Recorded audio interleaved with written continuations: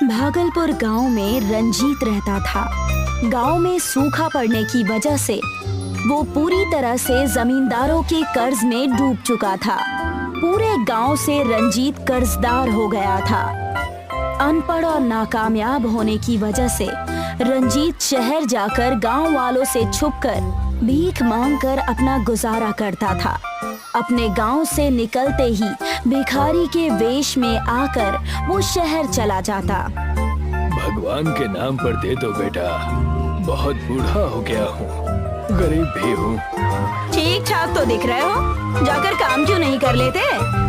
बेटी अगर कुछ देना है तो दो, वरना रास्ता ना पो। रंजीत हमेशा ऐसा ही करता।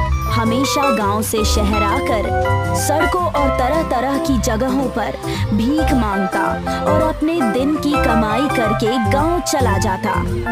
जमींदार साहब, वो देखिए, वहाँ से रंजीत आ रहा है। उससे अपने खेत का ब्याज मांग लीजिए, वरना कल सुबह फिर से भाग जाएगा। तुमने सही कहा। अब तो ये मेरे सोने के बाद गांव आता है और मेरे उठने से पहले गायब हो जाता है।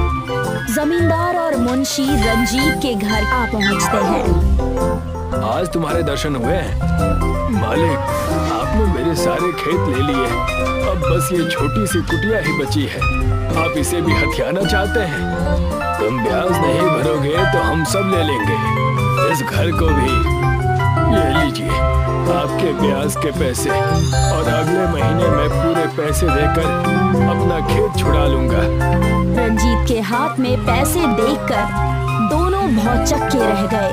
जमींदार ने पैसे लिए और घर की चौखट से गुस्से से चला गया। इसके पास इतने पैसे आए कहाँ से? और भाव ताव से तो पता चल रहा है कि ये कोई गांव का बड़ा साहब है। और बातें तो ऐसी कर रहा था कि ये सारी जमीनें खरीद लेगा हमसे। और ऐसा ही सिलसिला चलता रहा। रंजीत हमेशा गांव से सुबह शहर के लिए वेश बदल कर निकल जाता और शहर जाकर फिर से भिखारी बनकर भीख मांगकर पैसे जमा करता।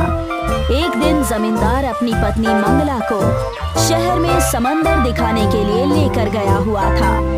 वहां जाकर जमींदार ने देखा कि रंजीत भीख मांग रहा था। तुम मुझे एक दोगे, भगवान तुम्हें 10,000 देगा। अच्छा, तो ये है तुम्हारा नया खेत। गांव में बड़े ठाट बाट से घूमते हो और यहाँ आकर भीख मांगते हो। कृपा करें मालिक, कृपा करें, ऐसा ना करें।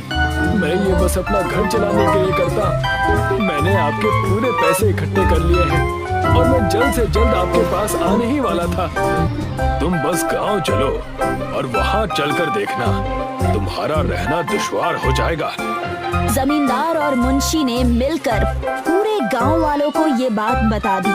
रंजीत जहाँ कहीं भी जाता, लोग उसे भिखारी कहकर शर्मिंदा करते। अरे वो देखो, गांव के सबसे बड़े भिखारी गांव में आ रहे हैं। हाँ हाँ, जल्दी से जेब से चिल्लर निकालो, इन्हें भीख भी तो देनी है हमें। पूरे गांव से रंजीत अपने भिखारी होने के ताने सुन सुनकर थक हार कर परेशान होकर भागलपुर गांव छोड़कर चला जाता है। उस जमींदार ने मेरी जमीन ले ली, मेरा घर ले लिया, मेरा सब कुछ खत्म हो गया। भगवान ने अनाथ भेजा था, आज इस उम्र में भी मैं अकेला ही हूँ। इस जीवन में रोने से अच्छा है कि मैं ये जीवन ही त्याग दूं। रंजीत ऊंचे पहाड़ पर चढ़कर गहरी सोच में पड़ा ही था। वहाँ पर एक तपस्वी साधु तपस्या में लीन थे और उनकी आँख खुल गई। उन्होंने देखा कि रंजीत उस पहाड़ की चोटी पर खड़ा है। तुम बहुत परेशान लग रहे हो बालक, क्या समस्या है? और यहाँ इस चोटी पर सालों से कोई नहीं आया, तुम यहाँ क्यों आए हो? मैं क्या बताऊं, मेरी जिंदगी यहाँ पहाड़ से, इस खाई से भी ज्यादा गहरी और बेकार है। रंजीत अपनी सारी बातें उस तपस्वी साधु को बताता है। मेरी तपस्या भंग करने का मैं तुम्हें दंड भी दे सकता हूँ, लेकिन तुम्हारी परेशानी बहुत जटिल है, इसलिए मेरे पास तुम्हारे लिए एक बेहतरीन उपाय है। तपस्वी साधु ने अपने कमंडल से पानी का जल निकालकर रंजीत के ऊपर छिड़क दिया। रंजीत ने जैसे ही आंखें बंद की, रंजीत के ऊपर एक बड़ी सी रोशनी आ गई और रंजीत अपने भिखारी के वेश में आ गया। ये आप क्या कर रहे हैं और मैं इस भेष में कैसे आ गया? मैंने तुम्हें आशीर्वाद दिया है, तुम जब भी इस भेष में कुछ भी भिक्षा लोगे वो भिक्षा 4 गुना ज्यादा हो जाएगी, लेकिन सिर्फ इस भेष में रहने पर ही। और इसकी शुरुआत मैं करता हूँ। आप क्या करने वाले हैं गुरुजी?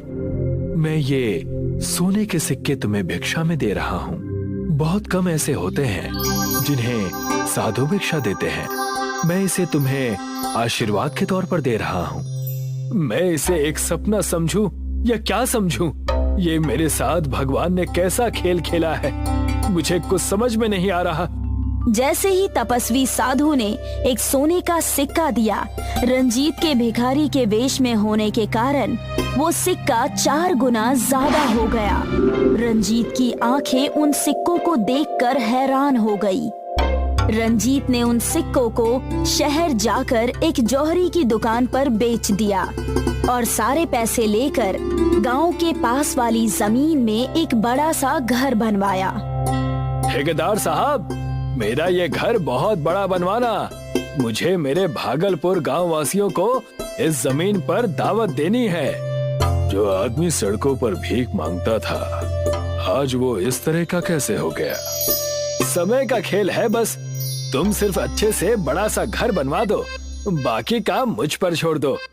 बड़ा सा घर बनाकर रंजीत भागलपुर गांव वालों से अपनी बेइज्जती का बदला लेना चाहता था। रंजीत को जो भी शहर में भीख देता, तपस्वी साधु के कृपा से वो 4 गुना ज्यादा हो जाता। देखते ही देखते रंजीत भिखारी से अमीर बन गया। लेकिन रंजीत का सारा व्यवहार भिखारी जैसा ही था। उसने अपने बड़े से घर में एक बड़ी सी दावत रखी और उसने जमींदार, मुंशी और सारे गांव वालों को बुलाया। उसने अपना नाम छुपाकर सारे गांव वालों को न्योता दिया। सुनो सुनो सुनो, भागलपुर गांव के पास जो बड़ा सा महल बना है, वहाँ के मालिक ने पूरे भागलपुर वासियों को दावत पर बुलाया है। सुनो सुनो सुनो। जमींदार साहब, मैंने अंदर जाकर उस महल को देखा। वो बहुत बड़ा महल है, हमें चलना चाहिए। वहाँ जाकर हमें भी फायदा हो सकता है। अच्छा, तब तो हमें जरूर चलना चाहिए। सारे गांव वाले दावत के नाम पर बहुत खुश हो जाते हैं और दावत पर चले जाते हैं। उस दावत में रंजीत अपने भिखारी के वेश में ही होता है। उसे वहाँ देखकर जमींदार और मुंशी कहते हैं, तुम यहाँ भी आ गए? घर बसा नहीं कि भिखारी पहले ही आना शुरू? आने दो मालिक, आने दो। अच्छी भीख मिल जाएगी ना यहाँ पर। जमींदार और मुंशी की बात सुनकर वहाँ पर ठेकेदार आ जाता है और वो कहने लगता है, जिसे आप भिखारी समझ रहे हैं, ये बड़ा सा महल उनका ही है।